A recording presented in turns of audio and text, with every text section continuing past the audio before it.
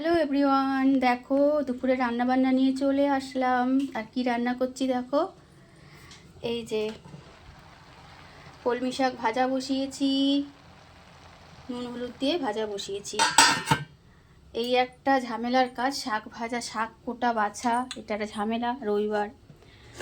আর দেখো ভোলা মাছ নুন হলুদ দিয়ে মাখিয়ে রেখেছি, এই কড়াতে তেল দিয়েছি।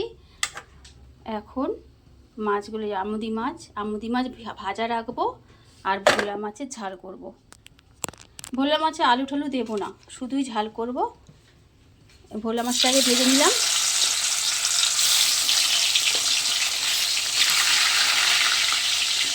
ভোলা মাছটা ভেজে নিচ্ছি। ভোলা মাছ ভাজা হয়ে গেছে। এবার দেখো, এবার আমুদি মাছটা, এই যে আমুদি মাছটা ভাজা বসাবো। ভাজতে খুব টাইম লাগে মাছ। আর ওইখানে এক পাশে মুসুরির ডাল রেখেছি, হাম দিয়ে মুসুরির ডাল করবো। ঠিক আছে বন্ধুরা, পরের বার আসছি।